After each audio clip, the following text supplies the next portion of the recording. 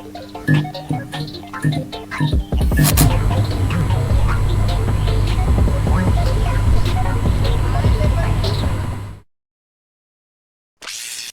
fully charged. Launch ready for WWE Aftershock in 3, 2, 1. World Wrestling Entertainment Discussion is live. Cue host Owen Finch.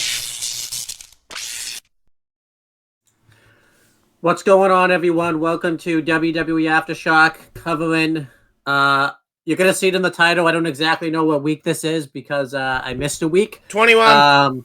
21. There you go. We made it to 20. I missed the 20th week. That would have been awesome, but whatever. But yeah, you're probably wondering, why are we covering last week's stuff on Wednesday, 2 days, well, a few days after Night of Champions and after all the pay-per-views and stuff have happened? So this is why this is happening this way. Obviously, I was away in North Carolina, as I talked about, with all the content that came out recently, saying like, with this out, I'm probably chilling on the beach, which most likely, I ended up calling it pretty right. Well, what happened was pretty much busyness took place on James's end and stuff, and it just never really was able to happen. There was a lot of shows that took place that he had to do watch-alongs for and stuff. So we never really he never got around to doing WWE Aftershock. There's other things that happened that we won't talk about here. And we started talking yesterday, and pretty much we didn't want to miss a week because we've been doing really well. I think we've only missed like 2 weeks, but we still kind of covered it anyways. And these do relatively good numbers and everything like that. So we wanted to make sure that we at least talked about this stuff. And there's other projects I want to try to get accomplished and things like that. So pretty much the only way that those projects could get done with the way we want to get them done is if I did the show this way this week. It's a weird way we're doing this. I don't think this won't be a regular thing where we do it after a pay-per-view. The thing that sucks about it is I've seen the pay-per-views. I haven't seen Raw or NXT this week yet. I'm going to cover it out like tonight. Not cover it, but watch it tonight. So I don't know what's happened post Night of Champions, but that doesn't really matter because we're not covering Night of Champions or Battleground on here. So I'm pretty much well set to do this. No. The only thing that's... Well, before you continue, also for those that want the content coming up when it comes to Night of Champions and Battleground, reviews are literally coming up tomorrow. The minute you see this, so it is coming, and then we're back to normal schedule over the weekend and or Monday by the time you guys see it. So it will be going back to normal as per usual. So don't fret too much. It was just the only way we were going to be able to do this shit, and plus we got a retro coming up and a rundown coming up, and this is, again, as Owen said, the only way we were going to be able to do this properly. Yeah, I did. By the way, I have a promo video that I want you to pitch to, and then you plug whatever else you have to plug as well. But yeah, that's for when you get to the plugs. Just make sure you text me. Okay. But yeah, so let's start going through last week's content. I'm not going to spend a lot of time talking about it since Night of Champions has happened and everything like that. I also didn't really take any notes because I didn't think I'd be doing this show. I tried to look up other people's stuff, but I remember it for the most part, so I didn't go look into it doing too much in detail. I looked at the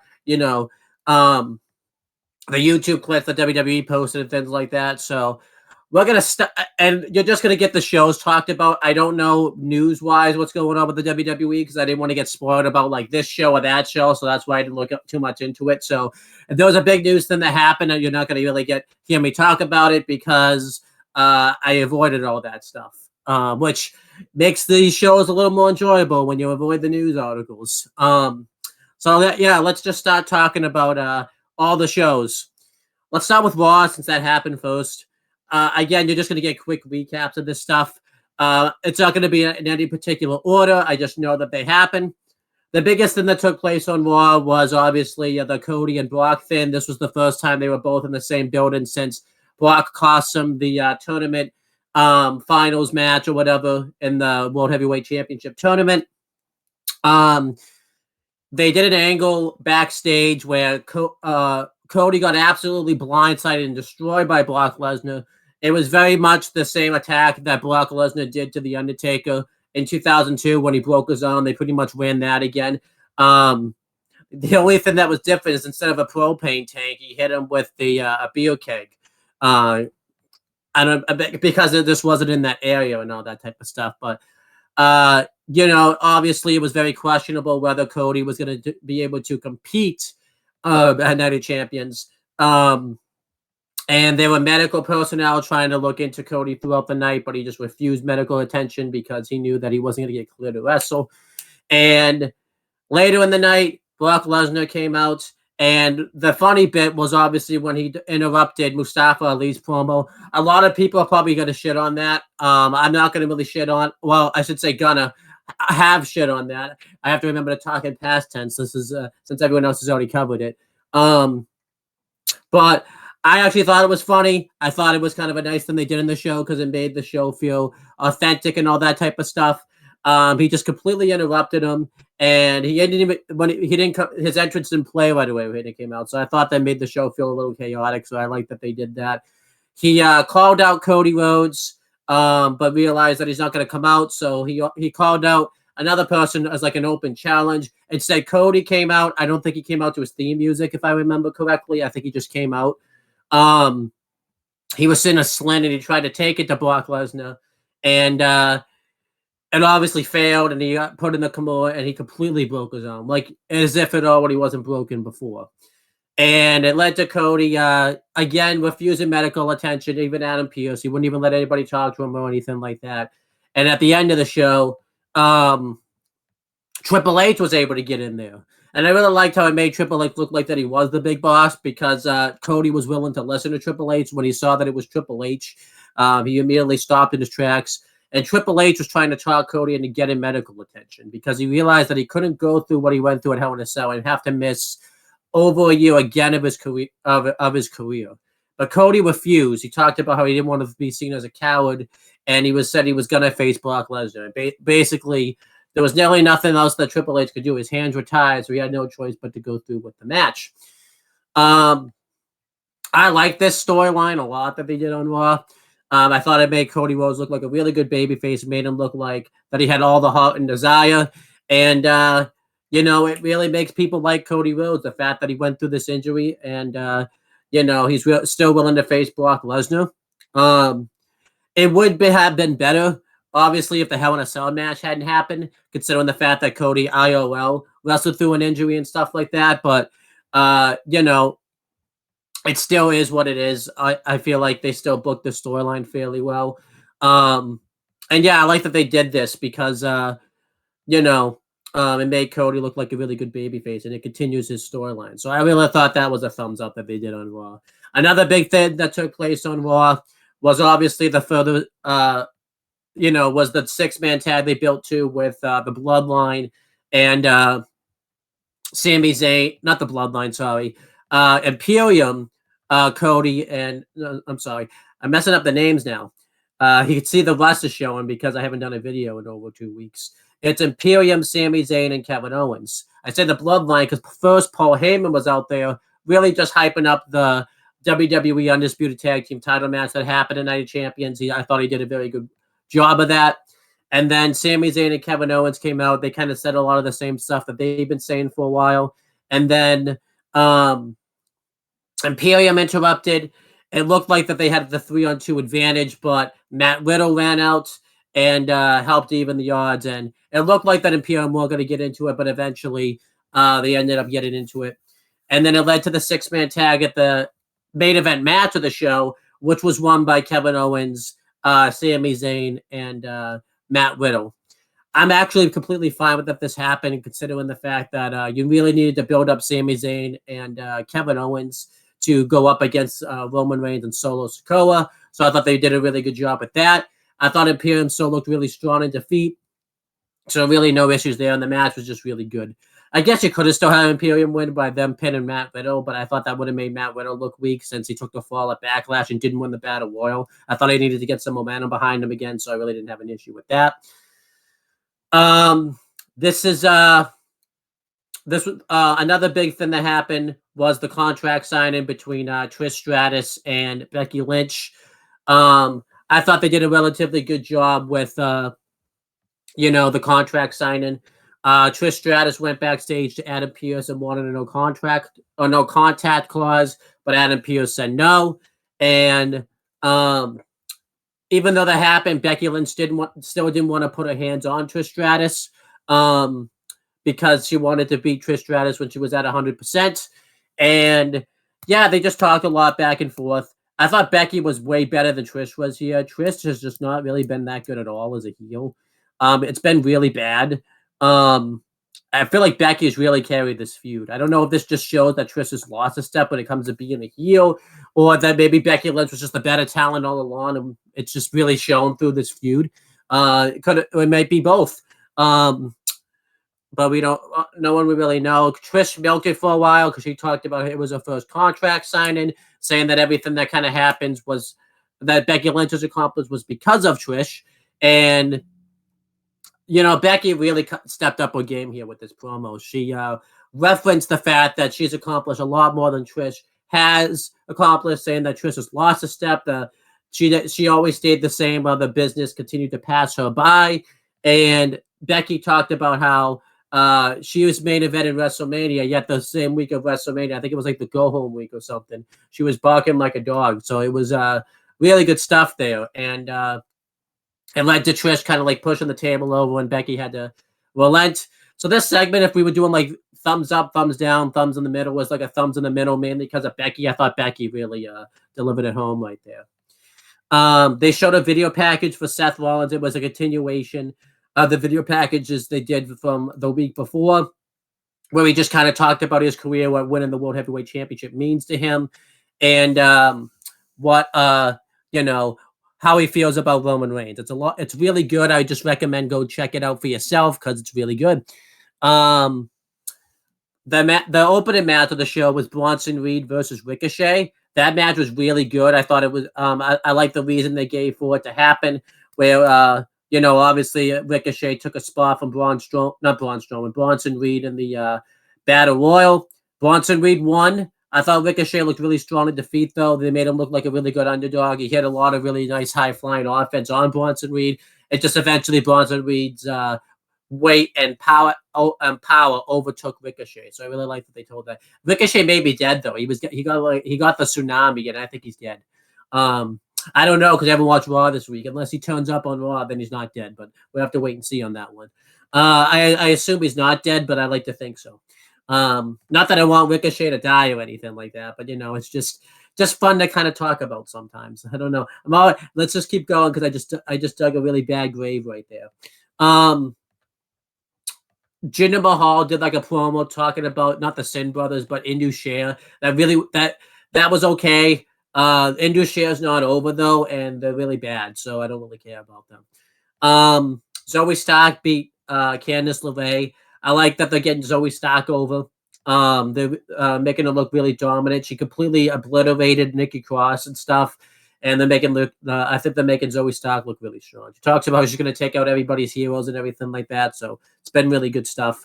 And Mustafa Ali did his promo that got interrupted by Brock Lesnar, but the promo he was cutting was really good. I like that he kind of said, screw it, we're not going to do the positivity gimmick this time. I'm going to change gimmicks pretty much. And he kind of went back to like the Mustafa Ali back from like the 205 Live days, which I really liked. So that was really good stuff. Let's see what else took place on Raw. Shinsuke Nakamura and Finn Balor put on a spectacular matchup with each other. I think this is the first time that they've wrestled each other one-on-one since they wrestled for the IC title right before Finn Balor went back to NXT. It was awesome stuff. I really enjoyed it. Finn Balor won, which I think needed to happen. You really need to build up Finn Balor. And I think Shinsuke Nakamura looked really strong, and there was enough BS in the match where Damian Priest interfered, where, it made Nakamura look strong in defeat. They may do a Nakamura-Damian Priest feud, which I wouldn't complain about because I like both guys. Um, and then what else took place on Raw?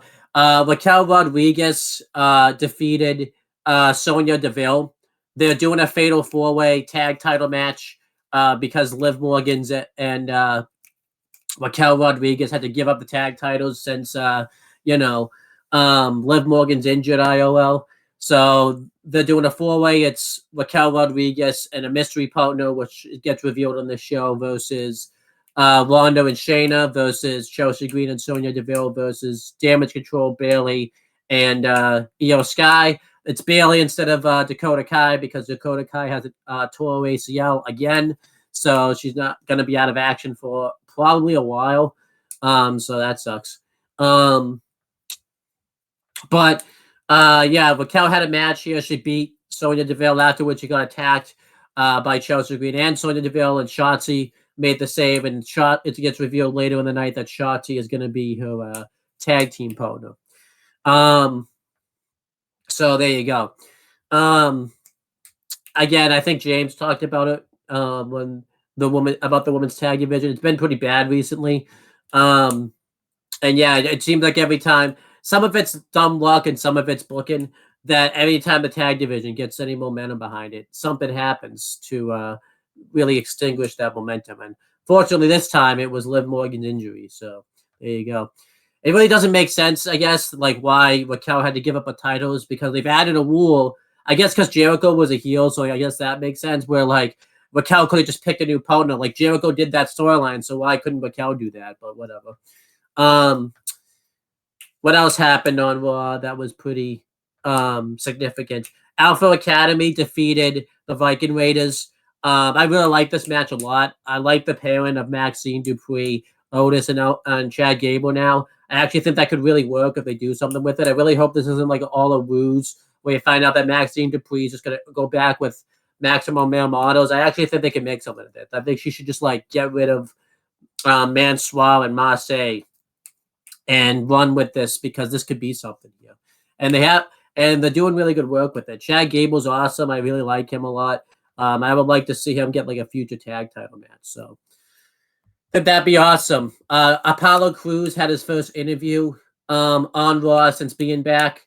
He did a pretty good job with it. He got interrupted by Dominic Mysterio and Rhea Ripley, which turned into a match later on where Dominic Mysterio won via Rhea Ripley interference. I thought Apollo Crews looked really strong. I'm really glad we're back to the Apollo Crews overall, where he's not like a sidekick and stuff anymore. He's just a wrestler now. He probably has to get like a character again, because that was kind of one of the big criticisms everybody had about him. But I think he's fairly new enough where newer again on the roster where he's going to be okay. Let's see. They also announced that Natalya was going to challenge for the Raw Women's the SmackDown Women's title. Gotta get that right. And they did a promo. It wasn't on the show, but it was on WWE's Instagram. But it was pretty damn good. So that was good stuff. And I think that's everything pretty much that took place on Raw. I don't think I'm really missing anything. I'm probably gonna remember after I've talked about it, but I thought Raw was really good. I give it like a B. I thought it was a really solid show, really solid go home show. So I thought Raw was really solid.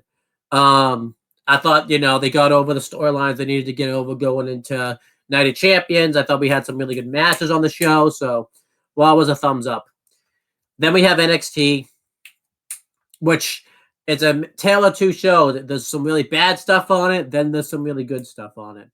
Let's start with the bad, I guess. We had the 2 tournament matches to determine who was going to go into the finals for the NXT Women's title. There were the 2 semifinals. First was Cora Jade versus Lyra Valkyria. That was bad. That was really bad. The match went like less than 10 minutes, and this match was just really bad.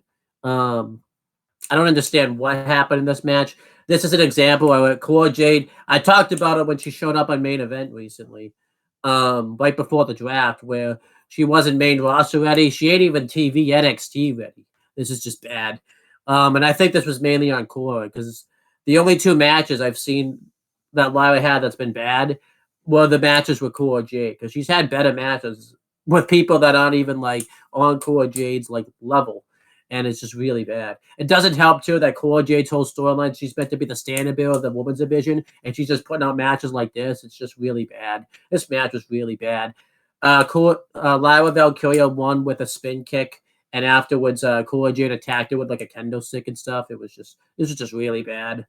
The other semifinal match was between Tiffany Stratton and Roxanne Perez. Each person did like a promo too before the matches, so that was good. This match was good. I actually liked this match a lot. Tiffany Stratton ended up winning, which I thought was a bad choice. I don't think she's ready to be champ yet, but we'll talk about that on tomorrow. Then they did a thing where a mystery attacker attacked Roxanne Perez. This has been happening for a while now, and that was that. I don't get if they were going to have this mystery attacker attack Roxanne Perez, why you wouldn't just have her interfere in the mat, or him. It could be a him, I guess. Why you wouldn't have the mystery attacker interfere in the match and cost Roxanne Perez, because it would have made way more sense. Tiffany Stratton just beat her clean here, and then she got attacked afterwards. I thought they could have killed two birds with one stone and have Tiffany Stratton like win. It just didn't even make sense, like character-wise and all that type of stuff. They showed some nice video packages for Braun Breaker and Carmelo Hayes to build to their NXT championship match, where Braun Breaker was talking about how he was going to ruin the homecoming of Carmelo Hayes, and it showed Carmelo Hayes. He had like the big homecoming where he went to all the places in like Boston and all that type of stuff. It was really nice. Some of the places that he went to, I didn't even know were here. So he's done more in Massachusetts than I have, and I've lived here I think longer than he has, because he basically got right out of there that pretty damn quick. Let's see what else took place on NXT. Hank Walker and what's his name? It's the new guy that just showed up at NXT. I don't remember his name off the top of my head, but Tank Ledger, that's his name. They went at it. They both hit a high cross body on each other, where Hank Walker just happened to fall and pin Tank Ledger, which was fine. I hope this doesn't lead to a breakup, because Shawn Michaels' track record in NXT when it comes to tag teams, he just can't wait to break them up, and that may happen. But I don't get why they even did this match to begin with. It didn't even really make sense. But yeah, afterwards, Braun Breaker laid waste to him, so it was kind of whatever. I like what they did with Braun here, but I just don't understand why they did this match. It didn't really make any sense. Noam Dar faced Nathan Frazier. It was really good. They both put on a really good match there. Dragon Lee interfered, which distracted Noam Dar long enough for Nathan Frazier to get to win. Yeah, I liked this a lot. I liked the distraction. It could set up a future Heritage Cup match with Nathan Frazier versus Noam Dar if they want to do it, or Dragon Lee, depending on how Battleground ended. But yeah, good stuff. It was like a really good match too. And then we had a bad match. It was Dabba-Kato versus Axiom. This was just not good. Dabba-Kato sucks. And I just don't get what they're doing here. Eventually, he won with the double choke bomb. I don't get why we sacrificed Axiom here. It didn't even make any sense. Afterwards, he went to further attack Axiom, but Reggie, who's the former Scripps, returned and helped Axiom fight off Dabba-Kato. So it looks like we're possibly going to get like a tag team run between Axiom and Reggie. I don't really care about that, but whatever. You need tag teams because Shawn Michaels like to break them all up. So whatever. They did a promo segment with Gigi Dolan and JC Jane where they set up their Weapons Wild Steel Cage match. The promo wasn't too bad, I guess. It was kind of the same thing as the contract signing between Becky and Trish, where Judy Dolan really carried the segment. It'd be like a this again if we did that type of stuff for the show. It was really thumbs in the middle type of stuff. Yeah, what else was on NXT? Wes Lee was backstage. He was all upset that Tyler Bate went behind his back and got a title shot. Tyler Bate came up and said that he still respects Wesley, but Wesley wasn't having it. Tyler Bate later in the night faced Eddie Thorpe. I like this match a lot. I thought it was really good. Tyler Bate won. I don't really get why we sacrificed Eddie Thorpe here. He was starting to build momentum, and then they just had him lose here.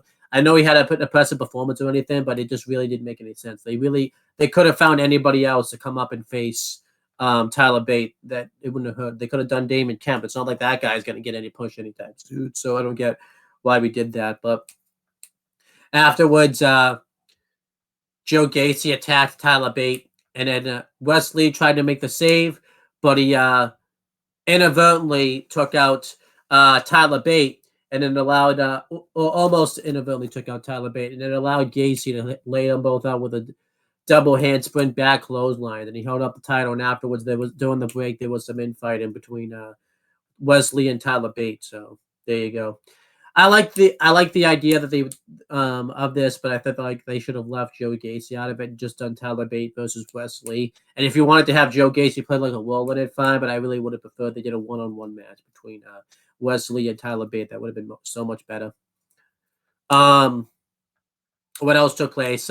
Diamond Mine and Gallus had a promo segment together where they set up the tag title match, which was really good. It led to a 3-on-1 attack with Gallus versus Diamond Mine, but eventually Stacks ran out to make the save, and they fought off Gallus, and Stacks offered to help out Diamond Mine in the title match, but they refused to help because of the trust issues that they've had since they've had those issues before. So this was relatively good. I like this. They did this terrible investigation storyline, interrogation with Tony D, where the police, it's very first 40 hate any criminal drama thing that they do on TV. That's basically what this is. And yeah, it really wasn't good. All they have to do is watch the show and they can just arrest him. I don't get why they're doing this. It doesn't really make sense, but it really hasn't been very good. I don't even, and then it's really a dumb reason to not give Tony D and Stacks a number one contender shot. All they had to do was just do a number one contenders match between Diamond Mine versus Tony D and Stacks. And just have Diamond Mine win via Gallus interference. They don't want to face Tony D. But Shawn Michaels went into a completely different direction as he always does. It's just terrible. He likes to do this goofy storylines that just don't even make any sense. What else took place in NXT? Noam Dar tried to get Oro Mensah to be in his corner, but he said he'd think about it, that will play into Battleground that took place last Sunday. And I think that's pretty much everything in NXT except for one segment that I was saving till the end. I don't think there was really anything else too significant. A lot of it was just really built into in your house, but I will double check while I have this going. It's not going to take too long. Okay. Yeah, so I covered that. The Mystery Attacker. They did a nice video package showing the Heritage Cup rules. I thought that was very well done. Yeah, I think I covered everything except the segment that I was saving for the. I did forget one thing. That's why I checked.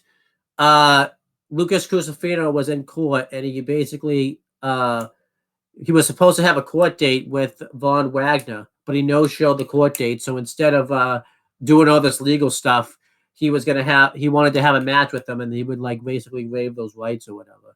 I might have made that up, but that's the only way I could make sense out of that.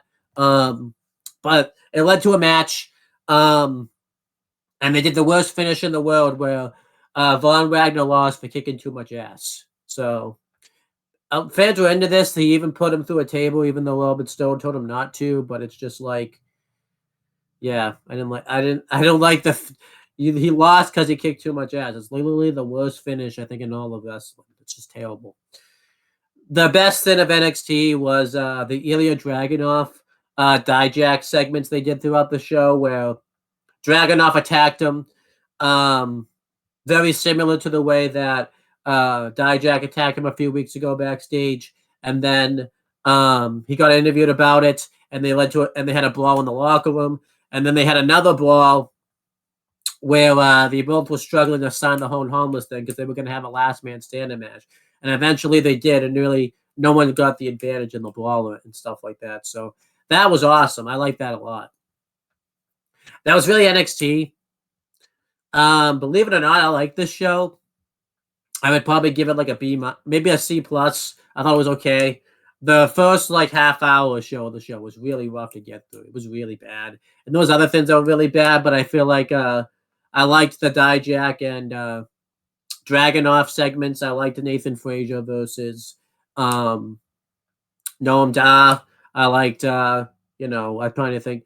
I did like I did give a thumbs in the middle to G.D. Dolan and J.C. James promo. I liked Diamond Mine.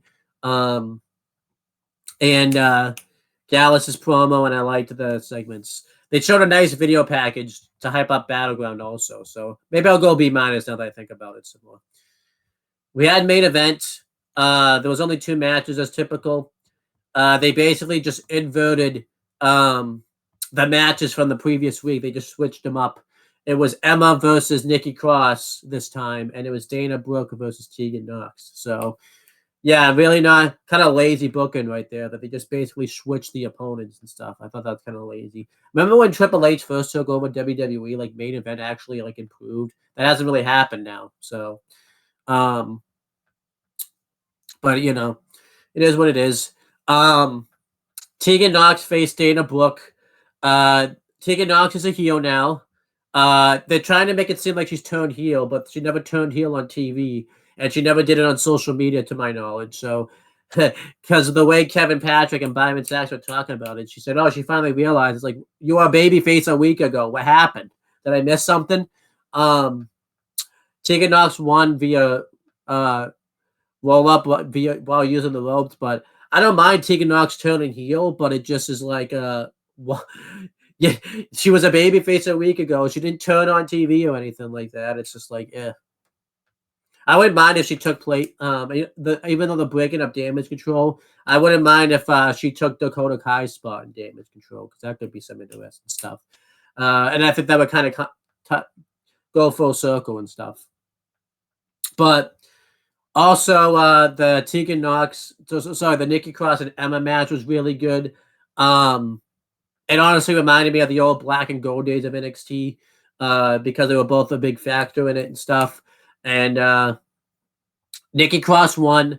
I didn't have an issue with that. Emma hasn't really done a lot since she's been back in the WWE, but I really didn't really think Nikki Cross really could afford a loss, so I was okay with that. The match was good enough too where no one really looked weak for losing. So there you go. The main event was probably like a C plus. The only thing that really hurt main event was just the weirdness of not Dana Brooke, Tegan Knox's heel turn. It just was weird. Then we had SmackDown. SmackDown wasn't a lot to it. This was a tape show because they were obviously had to travel to Saudi, so it was a lot of recaps and things like that. So yeah, I get why they did a tape show, but it's like it really sucks when that happens. Because you can just tell this show was edited in bits, but we'll talk about that later. We had a United States champion, but before I cover SmackDown, I actually want to cover the bump for a second. I'm not going to cover it, but there's one interview you need to watch on the bump, and that's the Kevin Owens and Sami Zayn interview that they have with Kathy Kelly on the bump. Kevin Owens and Sami Zayn are just money. It really makes me angry that Vince did not see the potential of Kevin Owens and Sami Zayn because, as proven, you put them in the main event slot, they run with it. And I think Vince kind of took that for granted. Like, no matter what he gave Kevin Owens and Sami Zayn, they always, I can't say whatever he gave him because Sami Zayn couldn't get the sister segment over, but who could have gotten that over? But, like, you give Kevin Owens and Sami Zayn anything, they will try to make it work at the best that they can. The biggest example of that was Ezekiel when Elias, his younger brother, showed up. Anybody else would have made that storyline look goofy, but Kevin Owens and Sami Zayn are just such talents that they can get anything over. I think a lot of people probably say that Kevin Owens and Sami Zayn wouldn't get over in the Hogan era. I disagree. They're so talented that you could give them anything in the Hogan era, anything in the Attitude era, anything in the New Generation era, anything in the Ruthless Aggression era. They're gonna be stars. That's how talented they are, and they probably wouldn't be big stars like they are now. In the Hogan era, but I honestly think that I know the smarky wrestling community thing really wasn't a thing. I honestly think they're so talented, they would honestly change everyone's mind in the Hogan era. I may just be a big Kevin Owens and Sami Zayn moke, but I honestly think that that's how talented they are. You put them in any era, they're that over. But I might just be talking smoke. But yeah. I've asked James, but I don't think he's here right now to really confirm that. So, anyhow, you just got to watch this interview because this interview is so good. It made me watch The Bump for a change. I never watched The Bump. The only time I really watched The Bump is if they make like a big announcement, like a Hall of Fame induction, or there was something else I watched it for. I forget what it was. I think it was like the Royal Award induction announcement. But Kevin Owens and Sami Zayn are so good they make people watch The Bump. And let's be real, nobody wastes their time on The Bump because it's just a waste of time. But not when Kevin Owens and Sami Zayn are on. They're awesome. They're great. I mean, they're the reasons Roman Reigns' title reign going this long has worked so well. So, I mean, yes, most of it's due to Roman, but who's Roman feuded with for most of this title one? It's Kevin Owens and Sami Zayn. If you don't think Kevin Owens and Sami Zayn are stars, I don't know what you're watching. I know what people are going to say. Well, that's just opinions. Look at the pay-per-view buy rates and pay-per-view attendance figures when Kevin Owens and Sami Zayn are main evented. You can't. That's not opinions right there. They're stars. They're awesome. They're great. Yeah. I just went off of a huge tirade of Kevin Owens and Sami Zayn. But yeah, go watch The Bump. The episode that they're on. It's awesome. But anyhow, we had SmackDown. It was the United States. I'm gonna grade The Bump, by the way. I'm giving The Bump a B+ just for the Kevin Owens and Sami Zayn alone. I just say watch that, and then watch like Sheamus's beginning interview, and then just turn it off because there's really no reason to continue watching it. It's awesome. You can if you want watch Matt Camp and Sam Roberts run down Backlash, but just skip to the Kevin Owens and Sami Zayn interview. Just do that. But anyhow, SmackDown took place. We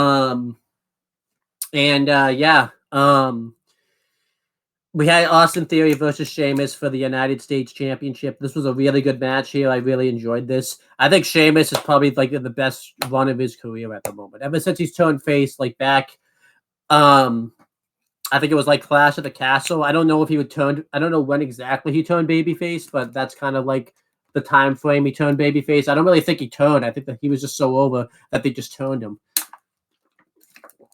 They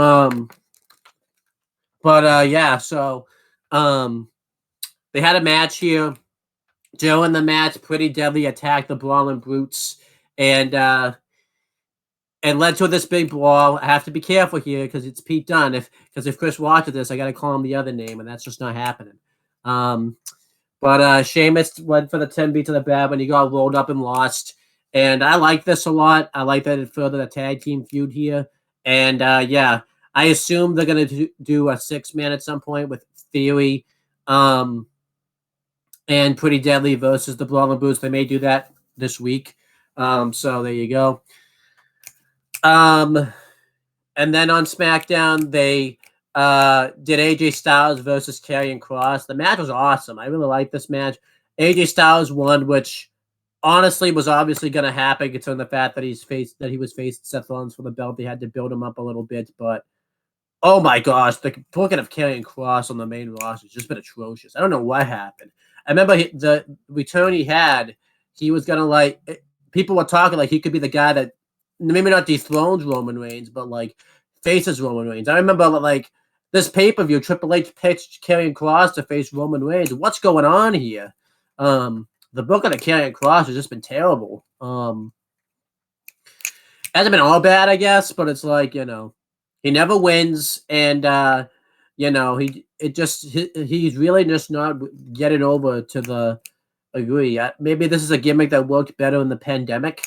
and in the NXT since it's a smaller venue and stuff. But his gimmick has just not translated well at all at the main roster, and it's not completely his fault. It's a mixture of that, and it's also the fact that he never wins. He's Bray Wyatt all over again.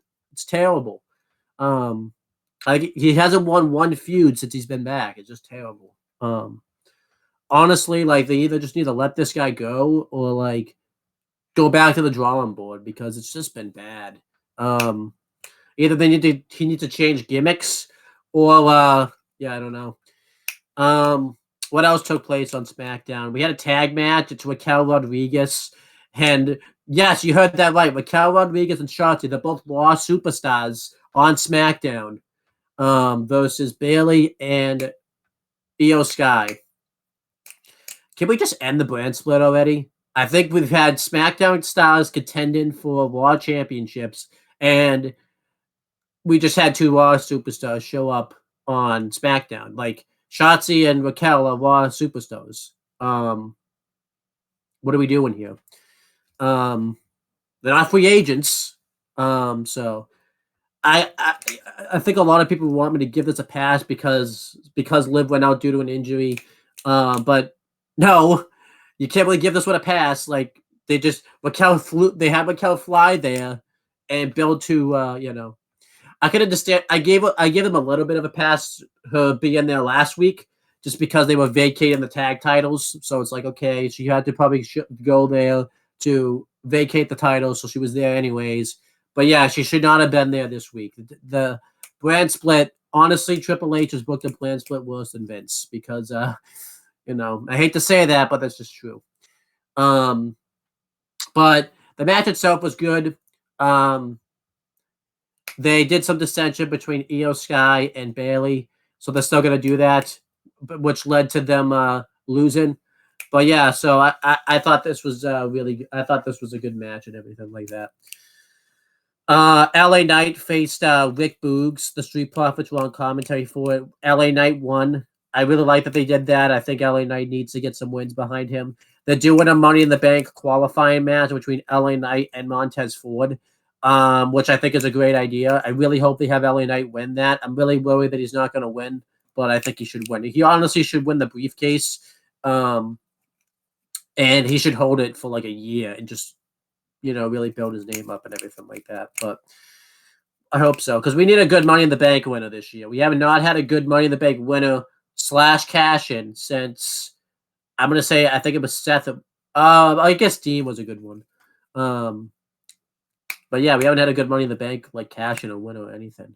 I'm gonna say Seth because I feel like Dean, while his cash in was good and stuff like that, I don't think it quite reached the levels of Seth Rollins. So, what else took place on SmackDown? I think it was really just the Blonde Line stuff, but let me double check that.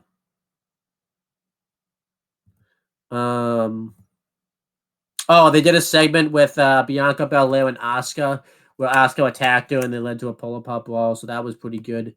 Cameron Grimes beat Ashante the Adonis. I liked that. Gets Cameron Grimes over. He was attacked by Corbin afterwards, so it looks like they're going to continue that feud, which is fine. It just sucks that anytime a new call-up gets called up to NXT, they either feud with Baron Corbin, Dolph Ziggler, or The Miz. I guess it's kind of like a way to kind of see like if you've graduated, but it's like, why do they always throw the NXT talent at Baron Corbin, Dolph Ziggler, or The Miz? I get The Miz, I guess, just because The Miz brings something out of people, but I don't know why they keep doing it. Maybe it's just to kind of like get them used to the main roster style of booking, so they think like, hey, if we throw them at Dolph Ziggler, Baron Corbin, and The Miz, more so Dolph Ziggler and The Miz, we can kind of test them. I remember like X-Pac was in that role where like anytime somebody new came to the company, he was kind of like that proving ground. So maybe that's why they want to do it with Dolph Ziggler and The Miz. But it gets repetitive that legitimately that's the new NXT guys. First feud on the main roster. It's Dolph Ziggler, The Miz, and Baron Corbin. It's really interesting that Baron Corbin's like in that category. Like, how does Baron Corbin get anybody main roster? Right? I guess maybe because like he's never been in the Indies. So and The Miz, I guess, is that way. So he's just used to the WWE style, so that teaches them that way. But it's like Do you really Cameron Grimes? What did you do all those dark matches for with Cameron Grimes, anyways? If he was just gonna, if you're testing him anyways, what do you need to test him about? I don't get it. Again, it's just one of those things. I guess it's one of those things where you got to be in the business to understand that stuff. But like you did all these dark matches, and to get him ready, but you feel like you need to get him more ready. I don't get that. But yeah, then the SmackDown was carried obviously by the Bloodline storyline. Roman Reigns talked about how he's going to celebrate his 1,000th day as a Universal Champion. He's not celebrating it this week. He's celebrating it next week. Even though he actually had 1,000 days at Night of Champions, I think they couldn't do because he really didn't hit 1,000 days, like I said, because the SmackDown was pre-taped, and they obviously wanted to do it live, so that's fine. Even though they did the 2-year anniversary taped, but whatever. Yeah, Roman Reigns said he's going to have a 1,000-day celebration. Paul Heyman says that he wants the Usos to be there for that, and Roman says he especially wants Jay to be there. And Jimmy's like, you know what? I don't need this. He was going to leave, and Roman Reigns like embarrassed Jimmy Uso. Like he just was talking him down and making him feel bad, and it was just really uncomfortable. It was really mean of Roman, but it's just really mean. It led to the Kevin Owens show with I guess it's the Kevin and Sammy show with Roman Reigns, but Roman Reigns doesn't come out, but instead the Usos come out, and they have a bone with Kevin Owens and Sami Zayn since they cost them the tag match the previous week. But Kevin Owens basically says everything that Sami Zayn has been saying, that the bloodline's crumbling, that Roman Reigns doesn't see anything, sees you as just as lackeys, and it leads to the Usos kind of this passionate promo saying that they've been the part of the bloodline, they're the heart and souls of it and stuff. And Jimmy screws up and says that the Usos are the real tribal chiefs. Roman Reigns comes out and he's really staring into the Usos, like staring right through them, like ready to kill them pretty much. And Sami Zayn then tells Roman that the bloodline's crumbling and it's all his fault. And he grabs the mic from Sami and throws it to the ground. What I really love about the Sami Zayn and Kevin Owens part of the feud, is Roman Reigns instills this like fear in people when they look at him. Everyone fears them, and that doesn't happen with Sami Zayn and Kevin Owens. They're really the only ones that really stand up to Roman Reigns and really make him feel vulnerable. Him and Cody, obviously, but I think Sami Zayn and Kevin Owens have done that more. So I really like that. That they're not afraid of Roman Reigns. I really think that gets them over. And Kevin Owens laid out Roman Reigns with the stunner, and it led to a big brawl where eventually Solo Sikoa hit the Samoan Spike on both guys. Reigns hit the spear, and the Usos, Jay hands Solo the tag titles, and Roman's asking Jimmy to hand it to him, but he's just taking his time. He's refusing to. So Jay bails out Jimmy and hands them over the tag titles, and Roman stands tall with the tag titles. So I really like this angle. It got people intrigued of what was going to happen at Night of Champions. It's even better knowing now like what it set up at Night of Champions. So this was really good stuff. And I like this a lot. Then we had Level Up. It's the last show. What matches took place on Level Up? We had Oral Mensa versus Cal Dixon. That was good. Oral Mensa won, and we move on. And then who got interviewed? It was Valentino Feroz and her tag partner that's been injured for a while. I think it's like Yu Leon or something like that. They talked about being back as like a team and things like that. Thank God, because Valentina Feroz was not working as a single. So I'm glad she's back in a tag team. And the next match on the show was Boa versus Javier Bernal. Javier Bernal won by cheating. So there you go. Then we had the main event. It was Jakara Jackson and Last Legend versus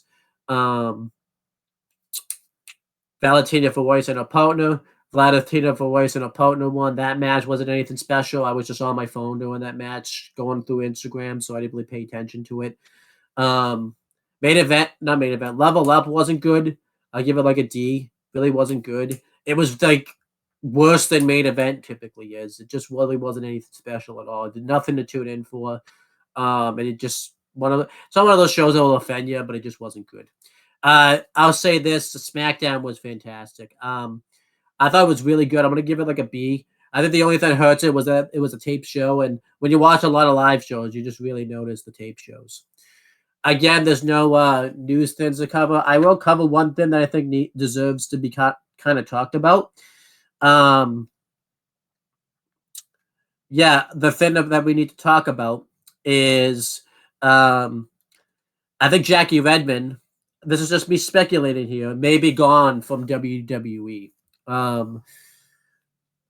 The reason I say that is she hasn't been on Raw Talk, the SmackDown Lowdown these past couple of episodes.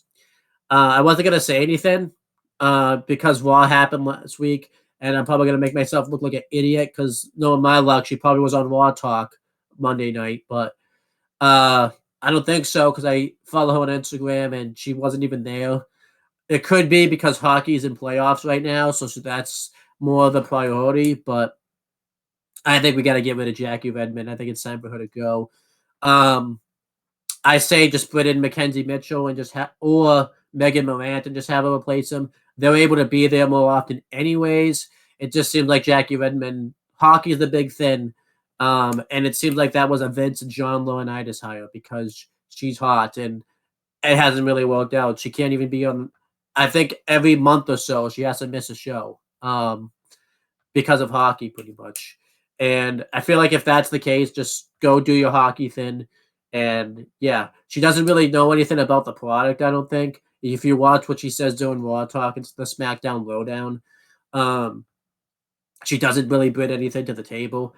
When Mackenzie Mitchell took her place one week, she brought more to the table than Jackie Redmond did. So they probably wanted to have her there as like a name because she's in the sports world and everything like that, but I don't think that's really translated because no one even knows that she's there.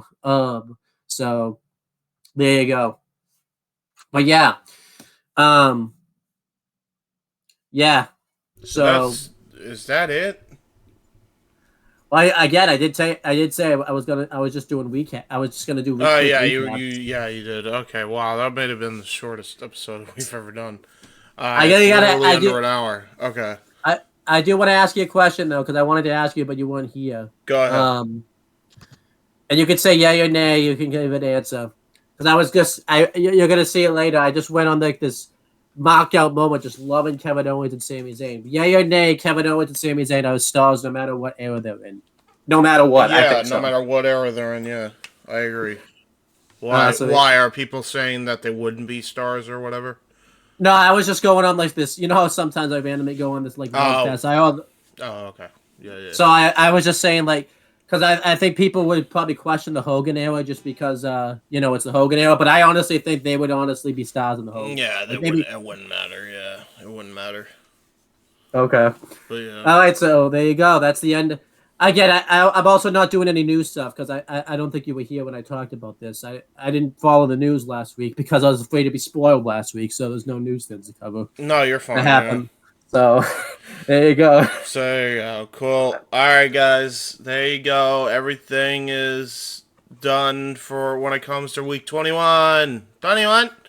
Probably not even the weirdest week, weirdly enough. It's the week where like we got basically two WWE Aftershocks because we're gonna have three. We're gonna have three by the time 7 days are up. By the way, we're gonna be doing 3 in the course of 7 days. That's for both WWE Aftershock and AEW Spark. So this week's gonna be hella weird. I know, but before I get to my plugs, you can plug whatever you actually have to plug. I actually have to do promos, so I actually have to pause the stream. So that way I can edit the promotion plugs, because I forgot I have to kind of edit a couple things, but that's takes no effort. All right, so we have a big. I'm back in the saddle pretty much because I took 2 weeks off, and Jane's like, "Yeah, you took 2 weeks off." Actually, I didn't. Sorry, with James, I did this. It's like, yeah, we're coming right at you with content all over the place. So you're getting this video. the shortest WWE Aftershock ever. Pretty much. Yep.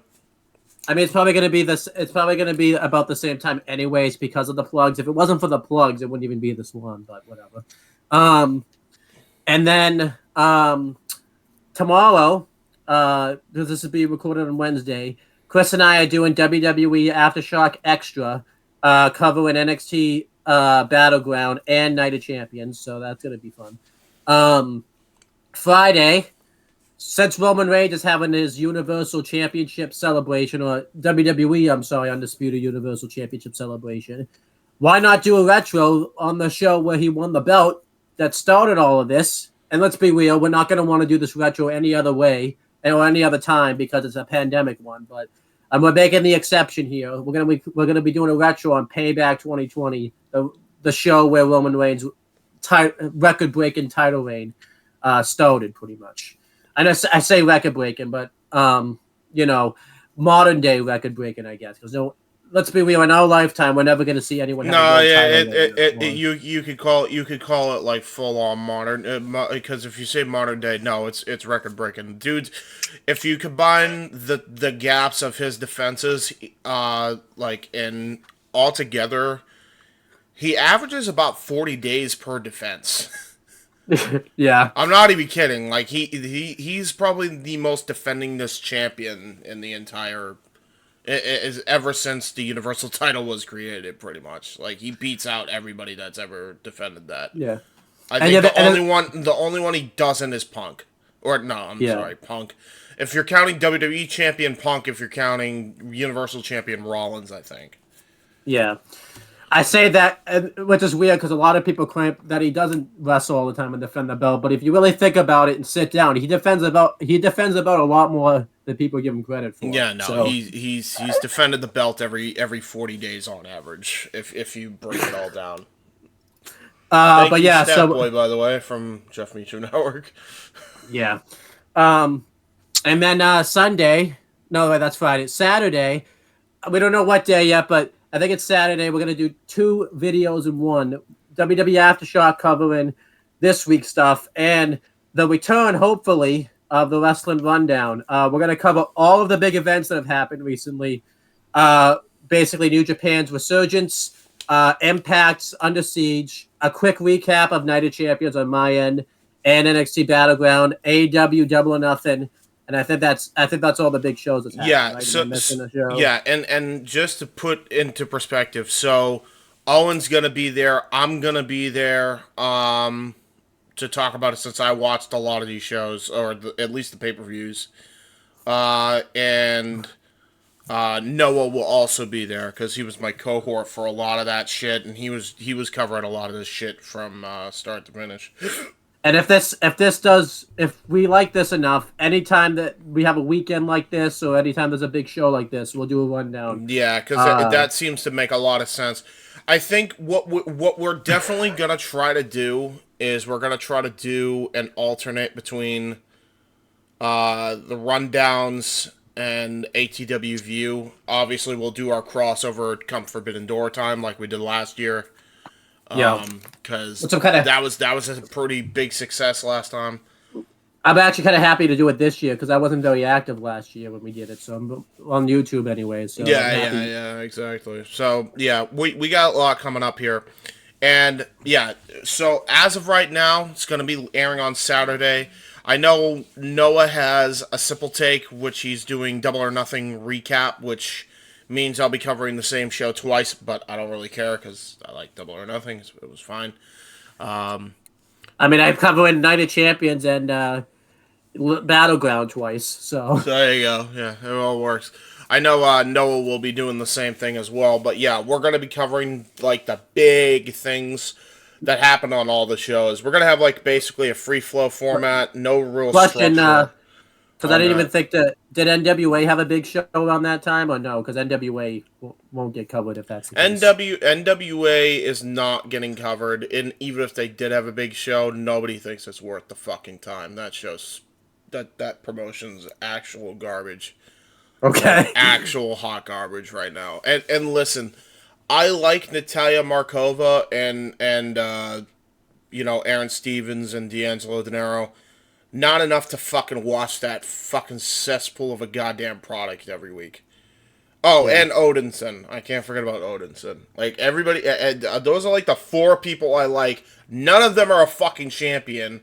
Oh, and the women's division. I guess you could give some credit to the women's division, but But what about fake what's his fucking name? praise. Kerry Morton. What's Kerry Morton's son's name? I like him. I like him pretty well. So Yeah, the problem is, I feel like we're on a rant every week somehow on Aftershock when it comes to this, but the problem with NWA is they're so stuck in their fucking ways that there's no life to the fucking product, and they just kind of throw anything to the wall and then kind of see what sticks.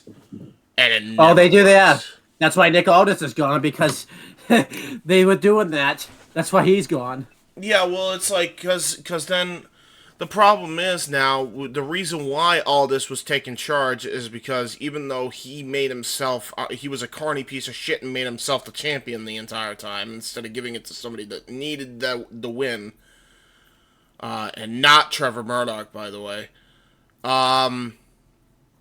fucking, he was at least keeping everything glued. I guess he was booking a lot of the shit, and so was Mickey James. Which is They also lost, why like they were doing pretty decently. They also lost David Lagana, if you remember, too, to the speaking Yeah, out movement. yeah. He was booking most of the shit too. So Yeah, they were looking. David Lagana over the fucking Jim Cornette shit, right? no, because Or is that a different guy I'm thinking of? Jim Cornette was lost. That's David Lagana was gone because of he was the speaking out movement, because that was the speaking out movement was much later than Jim Cornette. What did he even say that got him canceled? I forget. Don't you remember what the speaking out movement was? That was like when all No, those I allegations- know there were a bunch of allegations. What were his specific allegations? Because I'll tell you. I'll tell you off air. All right, fair enough. But yeah, like, continuing with the plugs. So yeah, the wrestling rundown will cover all the big shows that happen, and then Sunday we'll be doing AEW Spark. Actually, I'm covering AEW Dynamite and AEW Rampage. Yeah, yeah, he will be, and yeah, we're basically going to be covering just about everything, and Noah's going to be back. Noah and Owen for this week are going to be back in the saddle watching AEW content. Ahead of AEW Collision, which I think is going to be debuting soon. It's fucking crazy. Yeah. But yeah, AEW, we'll talk about it. AEW is going to have a big week because I think the game comes out and Collision comes out like the same week. Yeah, Forbidden Door happens like 2 days before it releases. By the way, that game's looking good. I know. I'm going to be getting that. Yeah. But yeah, is that everything? Did we plug everything on your end?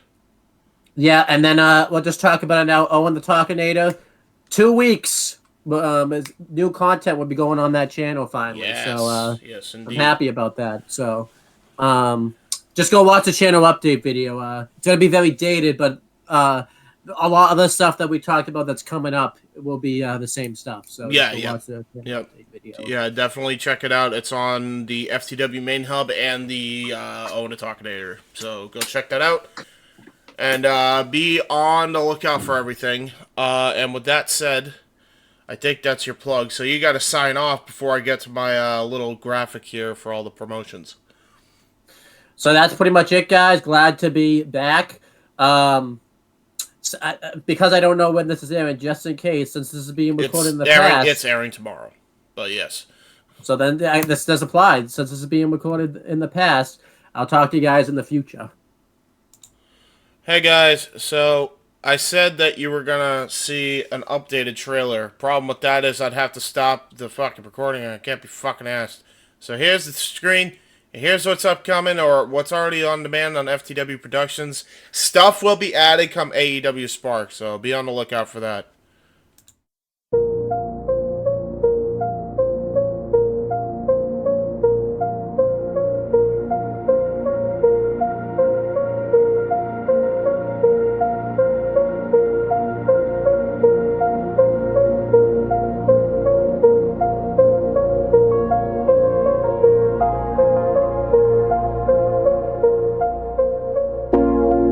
It's out of my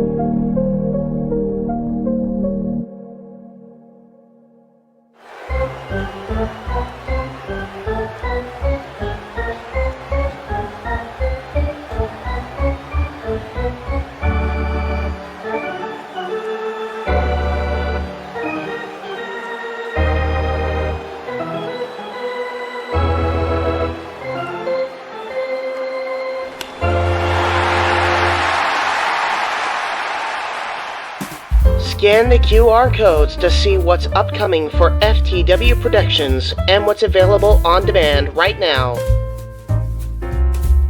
Button Masters Stable Wars entire playlist. AEW Revolution Go Home Week, Dynamite and Rampage watch parties. Mistress Audio dramatic readings featuring voice actors from Weymouth Youth Wrestling. All Retro Wrestling Review Series videos on demand and upcoming. All WrestleMania themed retros available now on demand. Star Wars Jedi Fallen Order Let's Play series. WrestleMania 19 Revenge Mode Let's Play series. All of A Simple Man's Brand Simply Predicting panels. Both episodes of The Don DeMarco Show. AEW Spark, WWE Aftershock, every show week by week. Indie Force Episode 26, available now on demand. Jeff Meacham Network, Backlash and Rebellion Watch-Along events. FTW Productions Watch Party for WrestleMania Go Home Raw. A Simple Take, WWE Simple Takes featuring Cassidy 18 Studios. Super Mario Bros. Z voice acting, Episode 3 coming soon. Breaking news, ATW View Impromptu. WYW Intro and Immortal Stream. Wrestling with Idiocy Episode 7, our favorite WrestleMania matches. Plugs have concluded. On to the video. Podcast has concluded. Be sure to check out more group discussion as far as WWE content is concerned, and check out more content from For the Win Productions.